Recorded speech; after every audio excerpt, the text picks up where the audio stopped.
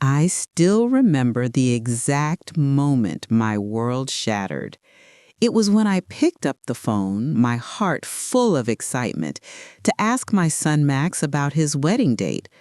But it was my daughter-in-law, Lena, who stared me down with that icy, triumphant smile and said, "Oh, we already got married yesterday.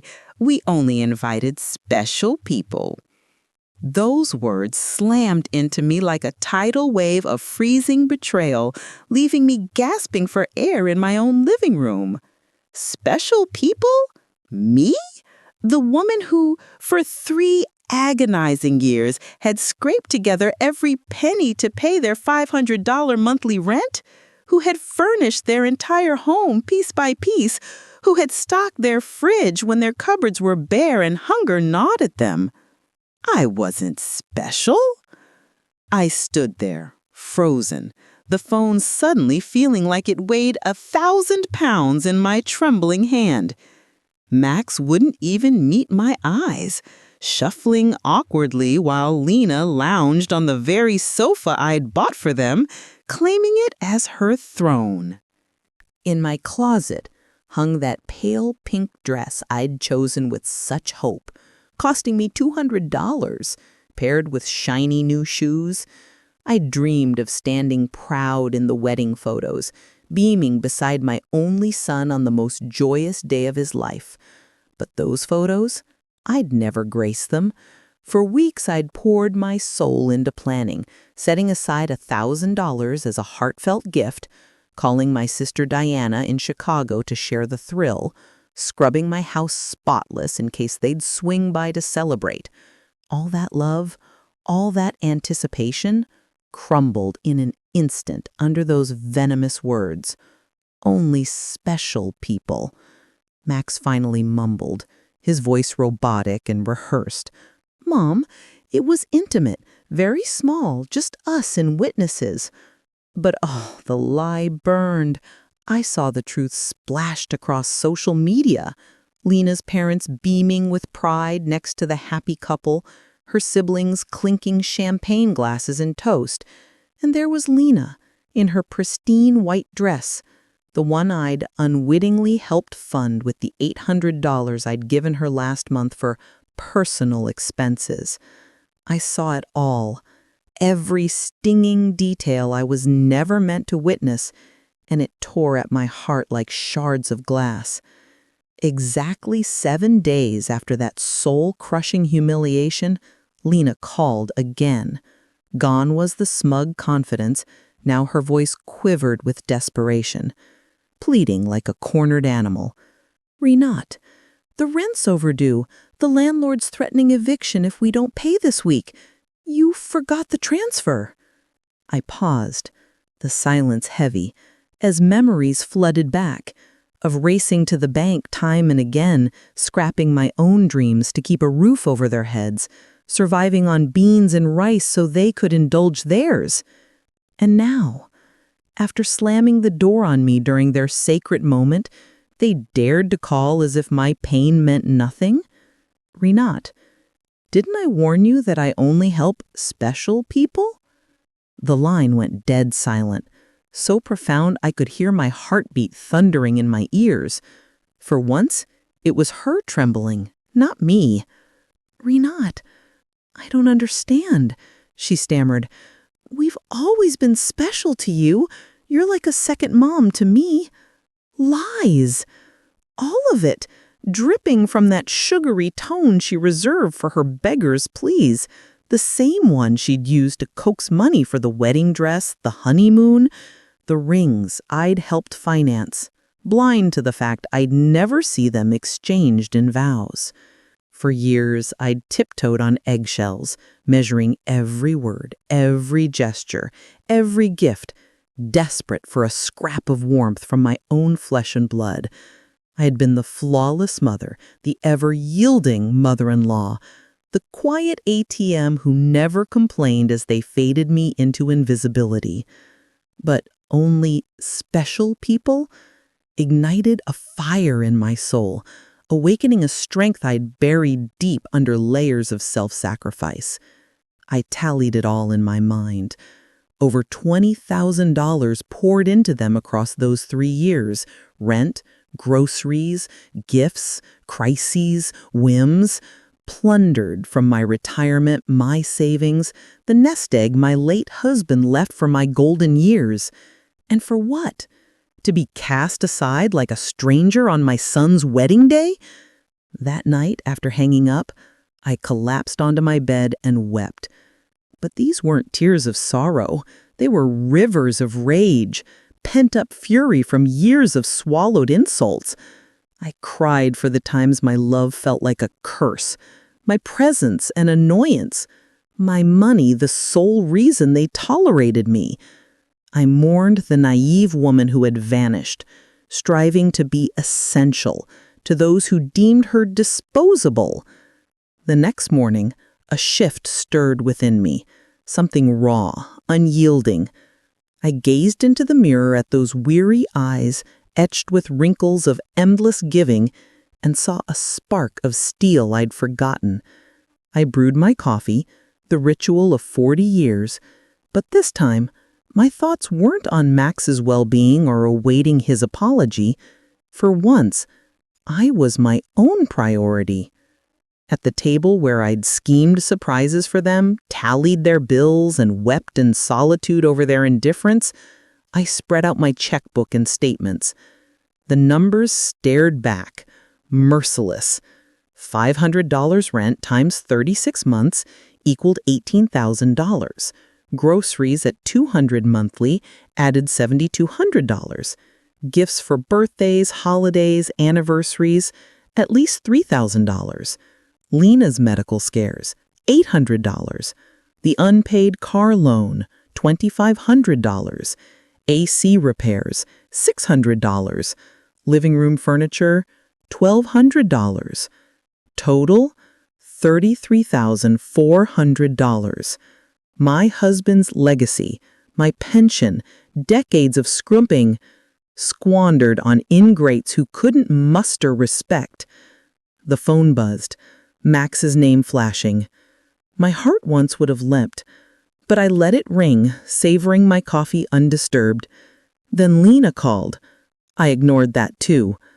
A text pinged. "Mom, please answer. We need to talk." I deleted it. Unburdened. By afternoon, I wandered the park where I had chased little Max, his tiny arms hugging me tight, declaring me the world's best mom. When had that boy morphed into a man who viewed me as a cash machine? When had love twisted into transactions? At the bank, Mr. Klein, who'd handled my endless transfers, greeted me with surprise. "Mr. Klein, cancel all automatic payments, protect my accounts, no more access for anyone else." As he worked, my phone erupted with calls. Max, Lena, sensing their lifeline fraying. I powered it off, feeling lighter than air. His kind words pierced me. "I've seen your generosity, Mrs. Richter. I hope you're not under pressure. This near stranger cared more than my son ever had." "No pressure," I assured him. "Just reclaiming my life." Exiting the bank, a weight lifted. My money, mine alone. No chains to those who saw me as a tool. I pondered the dreams deferred, trips untaken, friends unseen, hobbies abandoned. All for them. Home, I spotted 3 cars. Max, Lena, and a stranger's. Through windows, shadows rifled my space. My blood iced. They had keys. My trust betrayed. Breathing deep, I stepped into confrontation. Inside, chaos. Max hunched on my sofa, head in his hands, Lena pacing like a predator, an unfamiliar man sifting my papers. "What's this?" I demanded, voice booming. Lena spun desperately. "Renat, thank God. We need to talk. Mr. Fisher's our lawyer. For your situation." "My situation?" I echoed. Calm amid the storm. "I'm thriving." Max lifted his eyes, panic raw. "Mom, the bank said you canceled everything, blocked us. Why?" Mr. Fisher extended a hand. "I'm Dr. Fisher, Family Law. Your children worry about your mental health." I ignored it, snatching my documents. "These are private. No right to touch them." "Mom," Max condescended, "you're acting strange, cutting us off, ignoring calls. You need help." Lena feigned tenderness. "Renat, hubby, stress at your age. Confusion's normal." Confusion? The puzzle clicked.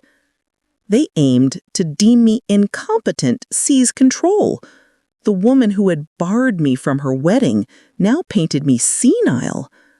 "I'm not confused," I declared, silencing them. "I'm crystal clear. Leave now." Mr. Fisher oozed reason. "Your children can intervene if decisions are impaired. They've documented concerns." Laughter escaped me, bitter. "Like claiming my money? Refusing to fund adults who trash me?" Lena snapped.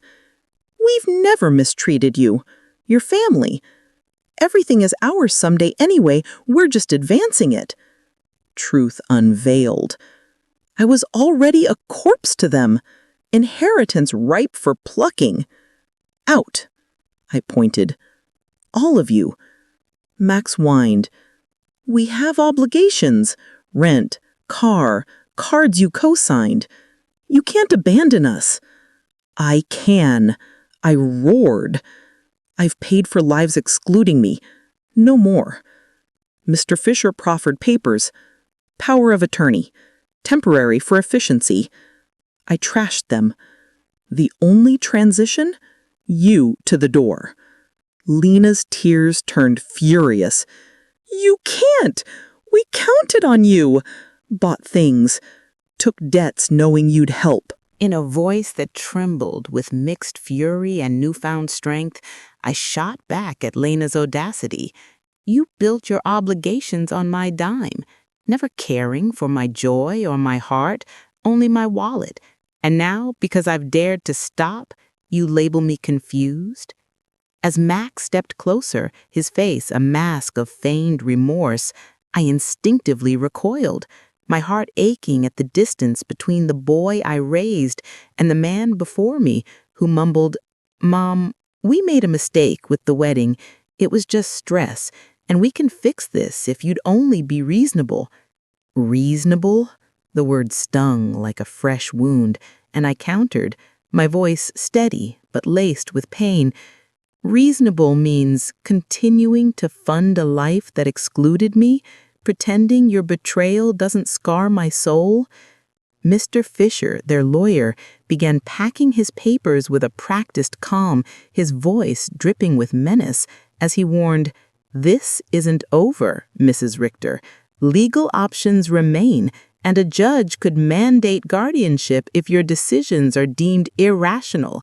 His threat sent a chill down my spine, but I met his gaze with unflinching resolve, declaring, "You'd do well to research before threatening a 71-year-old woman who has managed her finances flawlessly for 40 years, raised a son alone after her husband's death, and worked honorably until retirement, only to be bled dry by ingrates." Lena's composed facade shattered, her eyes blazing as she snapped, "This won't end here, Renata. We have rights, and we have lawyers." With a calm that surprised even me, I retorted, "Then fund them with your own money, because mine is no longer yours to claim." As they slunk out of my home, defeated but defiant, Max turned back with a final desperate jab, his voice heavy with manipulation. "You'll end up alone, Mom, with no one to care for you when you need it." My heart broke at his words, but my resolve held firm, and I replied, my voice thick with sorrow yet crystalline in its clarity, "Max, I'm already alone, not by your neglect anymore, but by my own choice, and that makes all the difference. When I closed the door behind them, a profound silence enveloped me, not oppressive, but liberating, like the sweet hush of freedom finally reclaimed. That night, sleep eluded me, not from regret, but from an exhilarating rush of empowerment, as if I'd broken free from chains I hadn't even seen binding me. At dawn, I sought out Mr. Weber, the trusted lawyer who'd guided me through my late husband's will, and poured out the story of the previous day's invasion. With a grave nod, he confirmed what I'd begun to suspect. Mrs. Richter, this is elder abuse, a federal crime. They're breaking into your home and rifling through your documents violates your rights. Together we pored over my financial records, and his whistle at the staggering $33,400 I'd spent over 3 years echoed my own realization of my folly as he remarked, "With this money, you could have thrived, traveled, lived your dreams. Instead, you funded their disrespect." We forged a plan to protect my future. New locks, a security system, fresh bank accounts, and a life reclaimed for myself alone. At the hardware store, Mr. Summer, who'd long witnessed my endless purchases for Max and Lena's apartment, noted the shift in my demeanor with a curious smile, and I declared, "This time it's for my own house, the best locks you have." His son Ethan, an expert in security systems, installed cameras without regard to cost, ensuring my home would be a fortress for my newfound peace. Later, my phone buzzed with an unknown number, and Lena's voice, blocked but persistent, oozed with false warmth. "Renata, don't hang up. We miss you. Let's celebrate our wedding with a special dinner at your house, just like old times." The manipulation was so transparent, it almost made me laugh, and I cut through her facade, asking pointedly, "How much rent do you owe, Lena?" Silence hung heavy. Then she admitted, $1,000 for 2 months, but it's not just that, Renata. "Do you miss me or my money?" I pressed, and her honesty slipped out, raw and revealing. "Both. You're important to us." My heart hardened as I responded, "If I'm so important, why was I excluded from your wedding? When was the last time you called just to ask how I was, not what I could give?" The answer was a deafening never, and I laid bare the truth. For 3 years, you've treated me like an ATM with a pulse. Used, ignored, humiliated. You made your choice, Lena, and now I've made mine. I hung up, turned off my phone, and let the uninterrupted joy of my liberation day wash over me. At the salon, a place I hadn't visited in over a year because every dollar went to Max and Lena's endless leads, I indulged in a full pamper, cut, color, manicure, pedicure, and Cynthia, my stylist, marveled at my change in me, saying, "Mrs. Richter, you look free." Beaming with a lightness I hadn't felt in years, I replied, "I am, Cynthia. I've finally learned to say no." Back home, I found a stranger on my porch steps, an older woman named Eleanor Brooks, my neighbor, whose gentle concern warmed my heart, as she asked, "I heard yelling yesterday. Are you okay?" Over coffee, I poured out my story, and her eyes glistened with tears as she shared her own tale of cutting off her daughter, facing threats, and eventually finding genuine love after 6 months of distance, giving me a flicker of hope as I asked, "Will Max ever understand?" She answered honestly, "Maybe, but your duty now is to yourself, Renata." That night I went to bed free of worry, dreaming not of Max and Lena's needs, but of my own future, and I slept more deeply than I had in years. The next morning, Ethan and Mr. Summer arrived to install new locks and cameras, my phone buzzing with unknown numbers I ignored with practiced ease.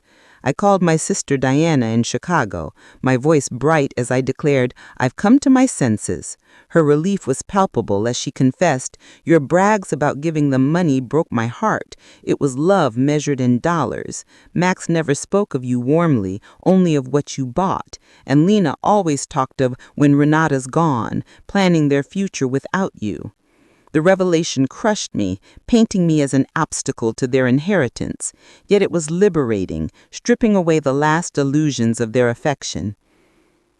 Eleanor visited again, bringing coffee and companionship, and we shared stories of manipulation, laughing bitterly at the handbook of tactics, making you feel indispensable, creating endless emergencies, questioning your sanity when you resist. When I asked if she ever felt guilty for cutting off her daughter, she admitted for the first 3 months every day, but then they learned independence and valued me as a person, not a resource. That afternoon, I visited my husband's neglected grave, sitting beside his headstone and whispering, "Robert, I lost myself after you, pouring everything into Max, spending your legacy on them, but no more."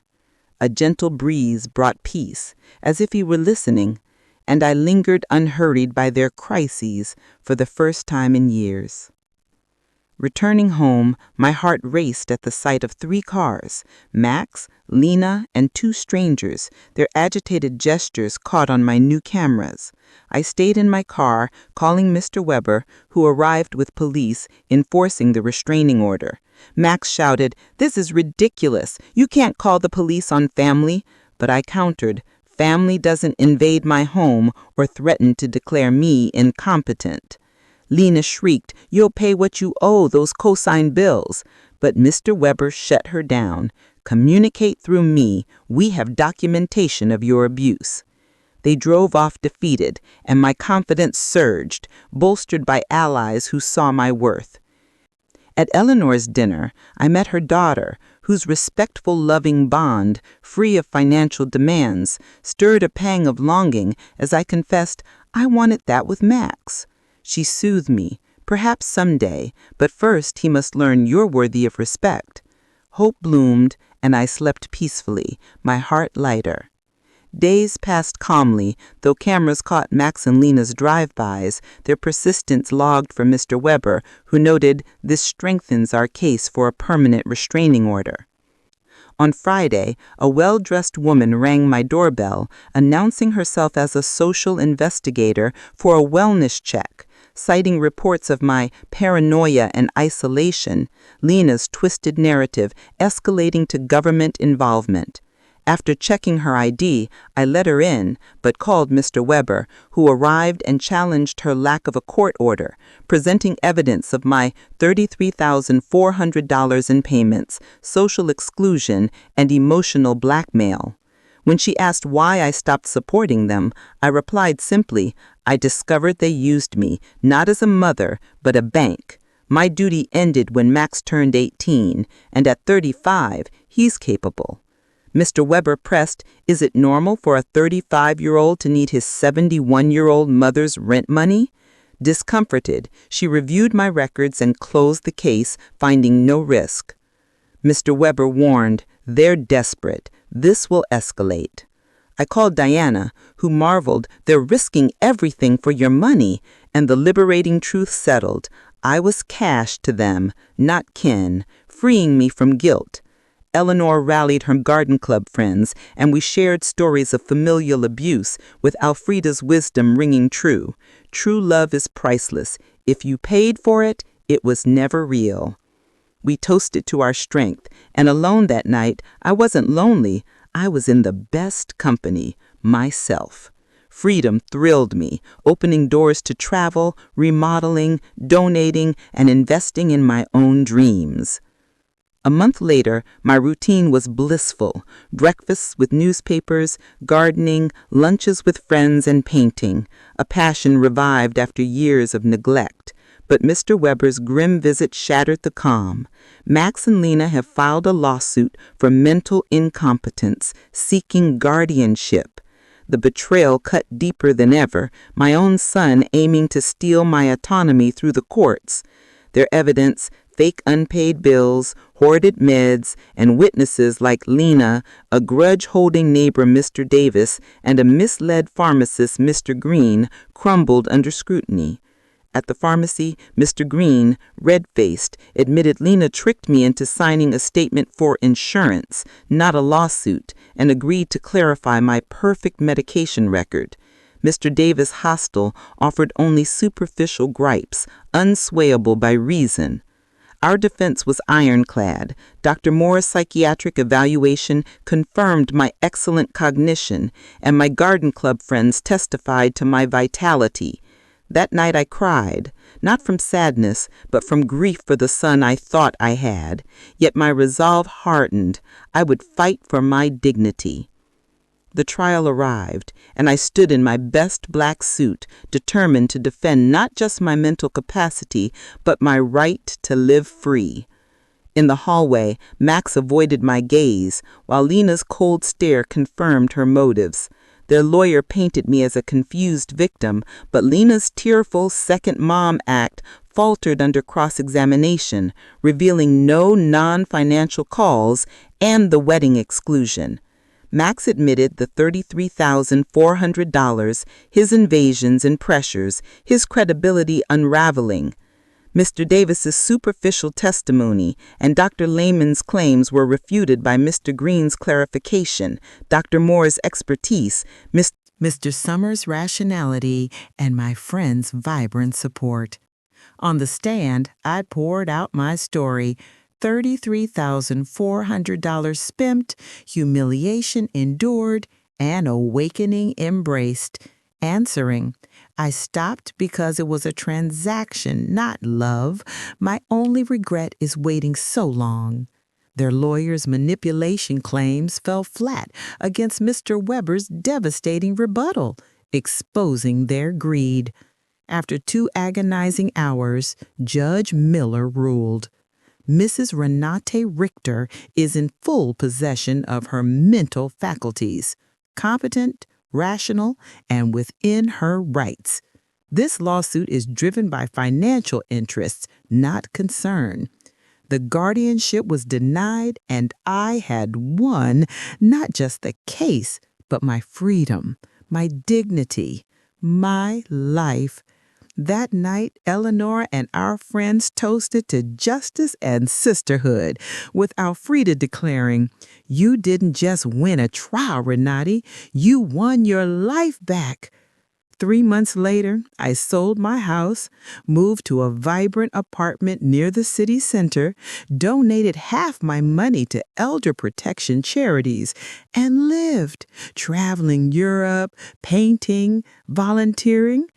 I heard Max and Lena downsized and that Lena worked for the first time, perhaps learning the value of independence my generosity never taught. Under the stars from my new balcony, I reflected on the woman I'd been, fearful, manipulated, buying love that wasn't there. That woman was gone, replaced by someone who knew love is priceless and freedom invaluable. I am Renate, 72, and I've learned to love myself first. If you were moved by my story, consider a donation to help me share more tales of resilience, and please share your thoughts in the comments. What would you do in my place? I'm eager to hear where you found this story and what it stirred in you. For more stories of strength, like this video, subscribe to my channel, and join me for the journeys ahead. With heartfelt greetings, until next time.